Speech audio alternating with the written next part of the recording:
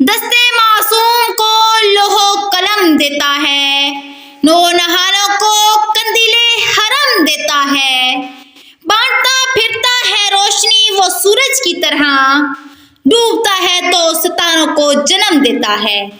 जनाब सदर हजरत अली रजी अल्लाह ताला अन्हा अरशाद फरमाते हैं, जिसने मुझे एक लफ्ज़ भी सिखाया वो मेरा उस्ताद है, वो मुझे अपने पास गुलाम बना कर रखे या फिर मेरा सौदा कर दे।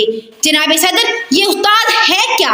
उस्ताद कहते किसको है? उस्ताद तो वो हस्ती है जो गुमां को यकीन में डालता है, जो पत्थरों से हीरे तराशता है, जो चश्मे बसारत को निगाहे बसीरत अता करता है, जो जुल्मत की शबों में सूरज निकालता है, वो हस्ती जिसके लहजे में मिठास, निगाहों में शफकत और रवैये में प्यार होता है, वो उस्ताद कहलाता है। जनाब सदर उस्ताद तो वो हस्ती है जो हाथों में जुगनू लिए शम्सो कुमर की आंखों में आंखें डालकर कहता है, ये मेहतबा से क्या जाकर कह दो कि वो अपनी किरणों को गिन के रख ले, मैं अपने सहरा के जल्ले जल्ले को खुद चमकना सिखा रहा हूँ। जनाब सदर रिश्तों में सबसे मुकद्दस और पाकीज़ा रिश्ता उस्ताद और शागिर्द का रिश्ता ही माना जाता है, मगर अफसोस सद अफसोस के शागिर्दों का हाल ऐसा हो गया है कि अब वो उस्ताद की इज्जत नहीं करते।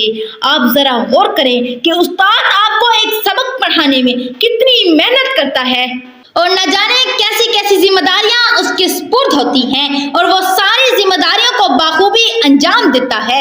इसके बावजूद भी जो उस्ताद की इज्जत ना करे, उसका एहतराम ना करे, तो उसका नतीजा ये होता है कि कामयाबी हमारा मुकद्दर नहीं बनती। जो शागिर्द अपने उस्ताद का एहतराम नहीं करते, उनकी इज्जत नहीं करते, वो कान खोल कर सुन लें, वो खुद को नाकामी की तरफ दावत दे रहे हैं।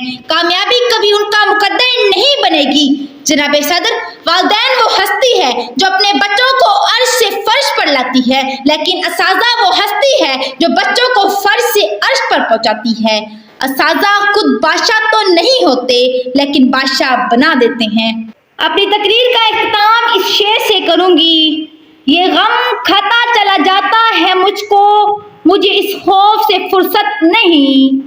ये गम खाता चला जाता है मुझको, मुझे इस खौफ से फुर्सत नहीं। कहीं बरकत ना उड़ जाए वहां से जहां उस्ताद की इज्जत नहीं।